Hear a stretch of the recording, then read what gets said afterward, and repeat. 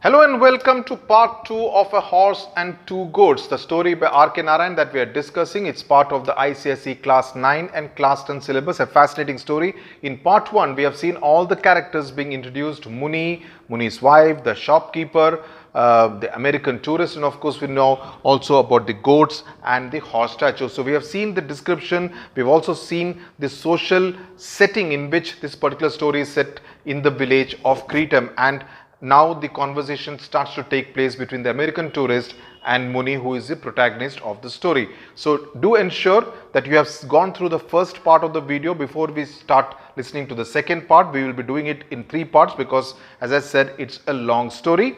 So you need to know it in detail. We can't be doing it in the manner of just knowing the gist of the story, because the examination papers have just a part of the story coming, and you should be able to place it in the story and also know what happened before and what will happen after, and to be able to give context and to give perspective to what has been asked. So it's very important for you to know the story, to read the story in detail, which is why I'm going through each and every sentence, underlining the key words and making you understand and explaining the nuances and the meanings, the interpretation that RK Narayan is wanting to give to his readers. So an extremely fascinating and interesting story, and I hope you are enjoying this particular story. So let's get started.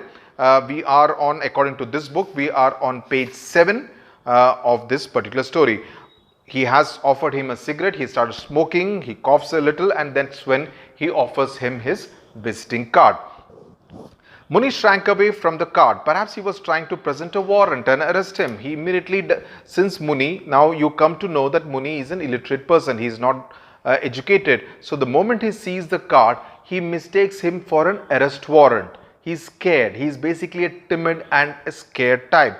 Beware of khaki, one part of his mind warned. Take all the cigarettes or whatever is offered, but don't get caught. Beware of khaki.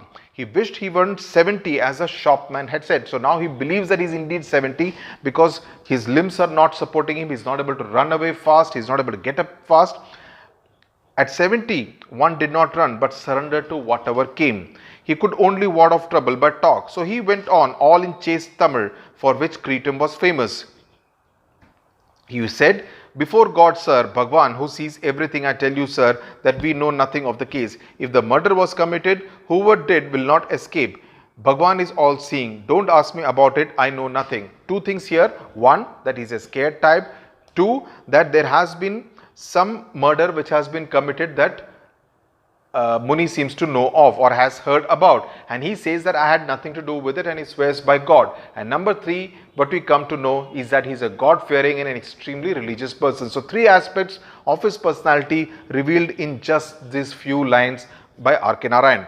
Don't ask me about it, I know nothing. A body had been found mutilated as in disfigured, and thrown under the tamarind tree at the border between Kritam and Kuppam. A few weeks before, giving rise to much gossip and speculation. Gossip and speculation as in basically guesswork. Now, the fact that he has mentioned Kuppam, we do not know whether Kritam is a figment of RK Narayan's imagination, just like Malgudi was, the village that he created where the character of Swami was placed. Kuppam is a place, in fact it is former Andhra Pradesh Chief Minister Chandrababu Naidu's constituency.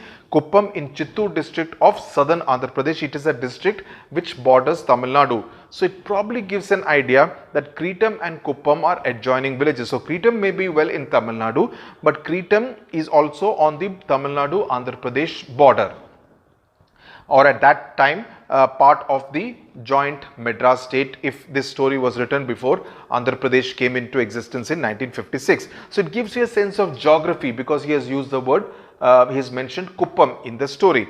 Muni added an explanation.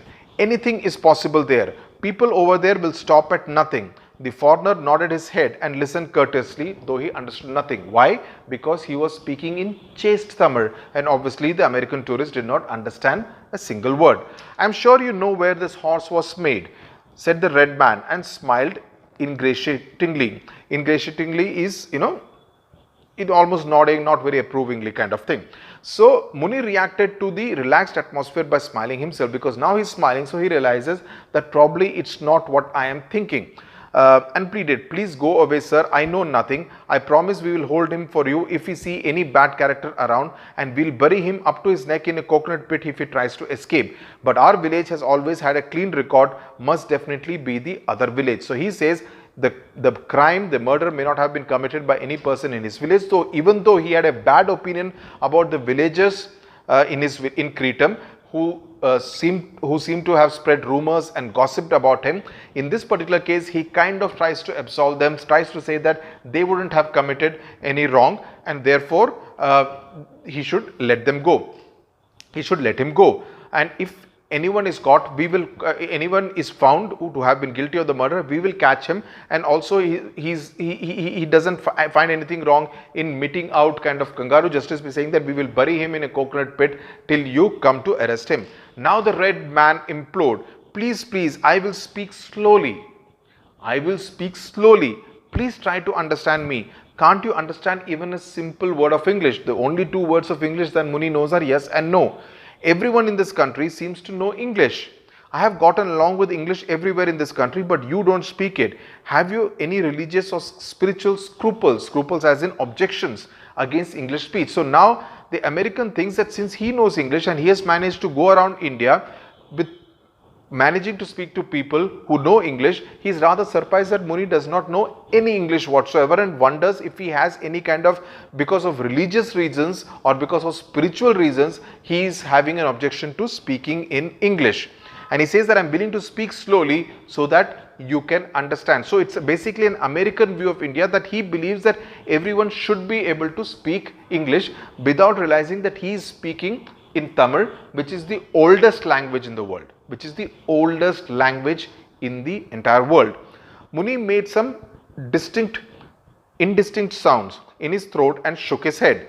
Encouraged, the other went on to explain at length, uttering each syllable with care and deliberation. Presently he sidled over and took a seat beside the old man, explaining, "You see, last August we probably had the hottest summer in history, and I was working in shirt sleeves at my office in the 40th floor, on the 40th floor of the Empire State Building, which is in New York. We had a power failure one day, and there I was stuck for 4 hours, no elevator, no air conditioning. All the way in the train I kept thinking, and the minute I reached home in Connecticut, I told my wife Ruth, we will visit India this winter. It's time to look at other civilizations." It gives you a sense of his mental makeup, of his mindset, that for him the hottest summer in history was last August, where he had to work in shirt sleeves, that is in short sleeves shirt, and he was stuck because there was a power cut, and for 4 hours there was no elevator, no air conditioning. So that's a comfort that he's used to, but now he finds that there was no that kind of comfort zone was not there. So he tells Ruth that we will go to India and look at other civilizations. So it kind of shows you two different kind of lifestyles that this person had and Muni has, who is not used to any kind of comfort whatsoever.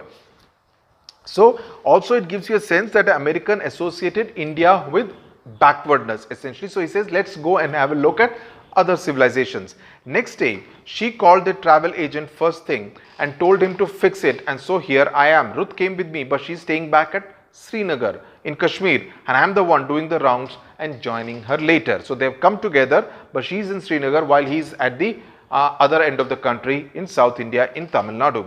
Muni looked reflective at the end of this long oration. He didn't understand a word of it and said rather feebly, yes, no, as a concession to others' language.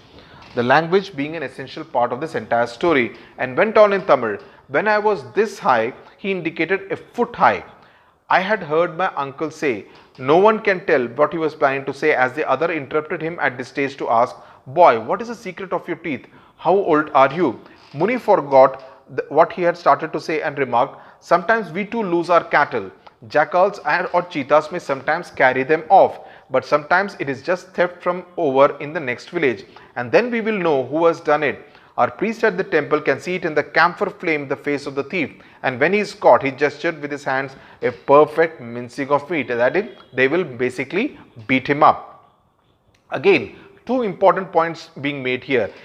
Jackals or cheetahs may sometimes carry them off. So it's quite possible that because his flock of sheep and goats has come down from 40 to 2, it means that he may have lost it to jackals or cheetahs, which may have carried off his flock of sheep. That's one possibility. The other possibility, he says that there are thieves as well who carry off the sheep and goat. But he also reveals his very God-fearing nature when he says that our priest at the temple can actually see in the camphor flame the face of the thief, and then when he is caught, they will give him a thrashing. So basically, village justice being meted out and not really going to the police or anyone. They will beat him up, they will assault the thief and take care of the justice in very kangaroo court style. Kangaroo court is essentially which is not bound by lawful practices, but people getting together and deciding what's to be done with a particular criminal, right? The American watched his hands intently, so he's obviously gesticulating while he's talking with a lot of passion, and said, I know what you mean, chop something, because at the end of the day, end of the paragraph, he says that, we will make mincemeat of the thief. So he says, chop something. Maybe I'm holding you something and you want to chop wood. So he's understanding something totally different from what Muni is telling. Where is your axe? Hand it to me and show me how to chop. I do enjoy it, just a hobby. We get a lot of driftwood along the backwater near my house, and on Sundays I do nothing but chop wood for the fireplace. So for him, fireplace is something to keep himself warm. But in Muni's case, firewood is something with which his wife can actually cook food for him. So it's a matter of life for him, whereas for the American, it's just a means to keep himself warm, to keep himself comfortable. So you also understand the contrast in the two personalities and the two cultures that we are talking about. I really feel different when I watch the fire in the fireplace, although it may take all sections of the Sunday New York Times to get a fire started. And he smiled at this reference. So he's just wanting to see how he chops the wood with his axe in order to see and learn from Muni. Muni felt totally confused, but decided the best thing would be to make an attempt to get away from this place. He tried to edge out, saying, must go home, and turned to go. The other seized his soldier and said desperately, is there no one, absolutely no one here to translate for me? He looked up and down the road, which was deserted in this hot afternoon. The stranger almost pinioned Muni's back to the statue, almost kind of pushed it to him, and asked, isn't this statue yours? Why don't you sell it to me? So again, a complete state of misunderstanding. He thinks that the statue, because he was sitting there, belongs to Muni and he wants it to sell it to him. The old man now understood the reference to the horse, thought for a second and said in his own language, that is Tamil, he said, I was an urchin this high, urchin as in street boy, when I heard my grandfather explain this horse and warrior, and my grandfather himself was this high when he heard this, his grandfather, whose grandfather. So obviously what it means is that this horse statue has been around at the village for many years. It has been around for many years, and he has heard stories about the horse statue from his grandfather, who in turn had heard it from his grandfather, right? And he had heard it from his grandfather. So it has been around for generations together. The other man interrupted him. I don't want to seem to have stopped here for nothing. I will offer you a good price for this. And this is the only place where they seem to have understood what the other person is talking about, but the nature of the language preventing each other from understanding what the other person is saying. I will offer you a good price for this, he said, indicating the horse. He had concluded without the least doubt that Muni owned this mud horse. Perhaps he guessed by the way he sat on its pedestal, like other souvenir sellers. Souvenir sellers is people who sell small souvenirs which belong to the place in this country, presiding over their wares. Muni followed the man's eyes and pointing fingers and dimly understood the subject matter, and feeling relieved that the theme of the mutilated body had been abandoned. So he now thinks that now he is talking about the horse statue, he is no longer talking about the murder that had taken place somewhere near the village. Said enthusiastically, I was this high when my grandfather told me about this horse and the warrior, and my grandfather was this high when he himself, and he kind of doesn't speak after that. The Tamil that Muni spoke was stimulating even as pure sound, and the foreigner listened with fascination. I wish I had my tape recorder here, he said, assuming the pleasantest expression. Your language sounds wonderful. So it's also a tribute to the beauty of the Tamil language, that even an American, even though he does not understand a word of it, he wishes he had a tape recorder, and he says that it is such a wonderful sounding language, that he likes this sound of the Tamil language even though he does not understand a word of it. But you don't have to waste your breath here in sales talk. He thinks that he is trying to tell him more about the horse statue, Whereas Muni hasn't given him any details except to say that he had heard about it from his grandfather, who had in turn heard about it from his grandfather.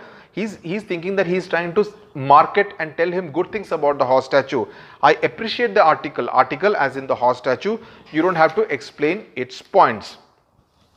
I never went to a school. In those days, only Brahmins went to school. Now, this is a comment on the caste system in India prevalent at that point in time, that Muni obviously did not belong to a high Brahmin caste. He said that only Brahmins went to school. He did not go to school. But we had to go out and work in the fields morning till night, from sowing to harvest time. So, he could not go to school, but he had to go and work in the fields from morning till night. And when Pongal came, Pongal is a festival, the harvest festival in the month of January, and we had to cut the harvest. My father allowed me to go out and play with the others at the tank, and so I don't know the Parangi language you speak. Parangi as in the foreign language that you speak. Even little fellows in your country probably speak the Parangi language, but here only learned men and officers know it. So he tells him that, sorry, I do not know the language that you speak in, because I never went to school, because I had to work in the field from morning till night. I did not belong to a high caste. In order to be able to go to school, I was not allowed to go to school. The foreigner laughed heartily, took out another cigarette and offered it to Muni, who now smoked with ease, deciding to stay on if the fellow was going to be so good so as to keep up his cigarette supply. So he smokes a second cigarette. The American now stood up on the pedestal in the attitude of a demonstrative lecturer and said, running his finger along some of the carved decoration along the horse's neck, speaking slowly and uttering his words syllable by syllable, emphasizing each and every alphabet and word. I could give a sales talk for this better than anyone else. This is a marvelous combination of yellow and indigo. So he is appreciative of the color scheme on the horse and the statue. Though faded now, how do you people of this country achieve this flaming color? So he says that even though they are faded now, they are still very bright colors, and he wants to know more about how these kind of flaming bright colors have been were achieved. So he's really appreciative of the horse right from the time the first word he utters about the horse is the word marvelous. Muni, now assured that the subject was still the horse and not the dead body, that is a murder, said, this is our guardian. It means death to our adversaries. So he is the guardian for the entire Kritam village.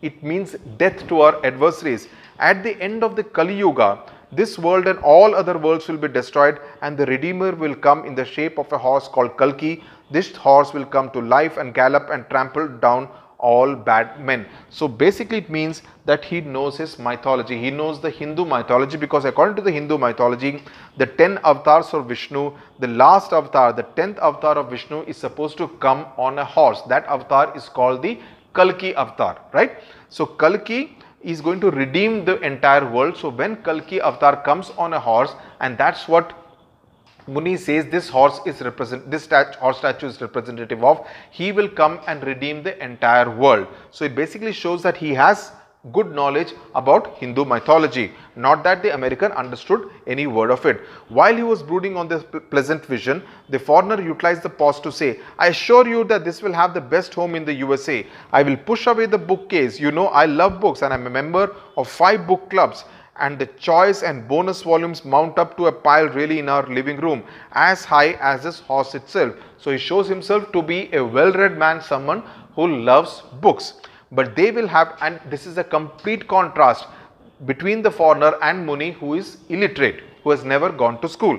But they will have to go. So, but this person is willing to push away his bookcase in order to make way for the horse statue to be there in his living room in USA. Ruth may disapprove, but I will convince Muni, continued his description of the end of the world.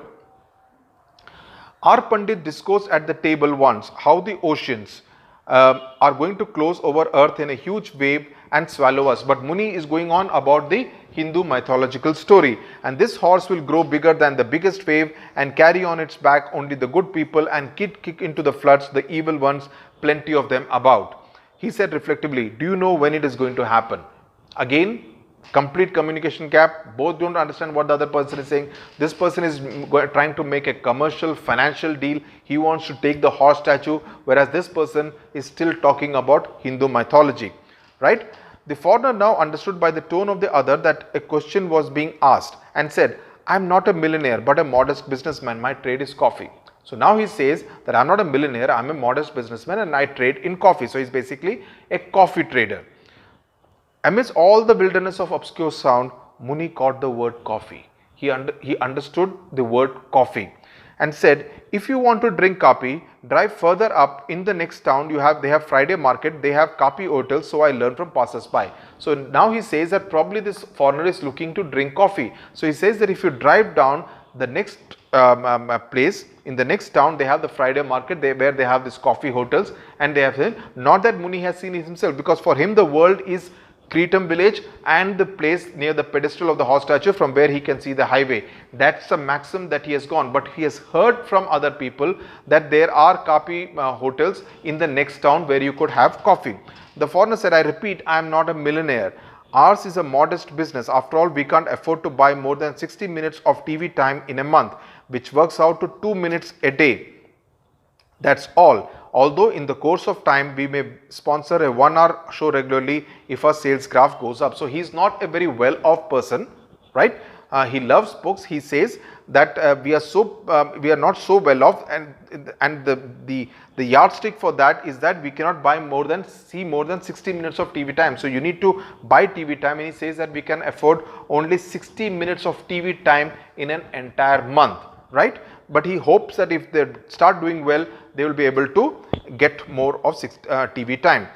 Then the visitor and TV time as in being able to advertise on television. Then the visitor, feeling that he had spent too much time, already said, tell me, will you accept 100 rupees or not for the horse? I would love to take the whiskered soldier too, but no space for him this year. I will have to cancel my air ticket and take a boat home. So he'll have to ship it back home. I suppose Ruth can go by air if she likes, but I will go with the horse and keep him in my cabin all the way if necessary. And he smiled at the picture of himself voyaging across the seas, hugging this horse. He added, I will have to pad it with straw so that it doesn't break. So he's already making arrangements in his mind about how he's going to carry the horse statue back home, and then he's going to remove the bookcase and put his statue right there in the living room. I have my station wagon, as you see. I can push the seat back and take the horse in it if you will just lend me a hand. So now he has all the plans to take the horse statue with him back home to the US. Lend me a hand and I can lift off the horse from the pedestal after picking out the cement at the joints. We can do anything if we have a basis of understanding. So basically wants help in order to take off the horse statue in order to be able to take it home. So we will stop here. This is the end of part 2 of this particular story, A Horse and Two Goats. In part 3, we will finish the story and then we will look at the detailed explanation of the different characters. From my notes, I will read it out to you, of the different characters and the themes in this particular story by RK Narayan. Thank you very much for watching.